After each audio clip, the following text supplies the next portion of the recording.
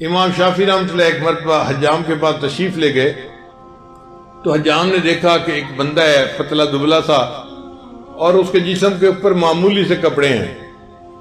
اتنے میں ایک نواب آ گیا بال کٹوانے کے لیے، تو حجام نے امام شافعی کے بال کاٹنے کی بجائے اس نواب کو پہلے بٹھا لیا۔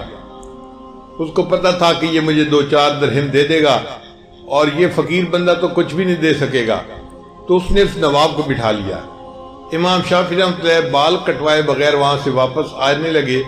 تو انہوں نے اپنے خادم سے پوچھا بھئی تیرے پاس کچھ پیسے ہیں؟ اس نے کہا حضرت میرے پاس 300 درہم ہے۔ امام شافعی رحمۃ اللہ نے فرمایا یہ 300 درہم حجام کو ویسے ہی دے دو، یہ مال کا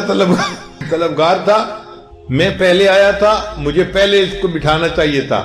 مال کی طلب میں اس نے اس نواب کو پہلے بٹھایا، یہ مال کا طلبگار ہے، 2-3 ریال کی خاطر اس نے ایسا کیا، تو 300 ریال اس کو ویسے ہی دے دے۔ پھر وہاں سے جب چلے تو انہوں نے شعر پڑھے علیہ ثیاب لا یباع جمیعا، کہ میرے اوپر ایسے کپڑے ہیں اگر ان کپڑوں کو کوئی بندہ بیچے تو یہ سارے کپڑے مل کے ایک فلوس کے بدلے کوئی نہیں خریدے گا، 1 درہم کے بدلے کوئی نہیں خریدے گا، لیکن ان کپڑوں کے اندر ایک جان ہے، وہ اللہ کے ہاں اتنی قیمتی ہے، ساری دنیا کے خزانے مل جائیں اس جان کی قیمت ادا نہیں کر سکتے۔ اور یہی بات حضرت شاہ ولی اللہ احمد دہلوی رحمۃ اللہ نے ایک مرتبہ دہلی کی جامع مسجد میں جمعے کے خطبے میں کہی تھی، او مغل بادشاہو، تمہارے خزانے ہیرے جواہرات سے اور کن کن قیمتی پتھروں سے اور سونے چاندی سے بھرے پڑے ہیں،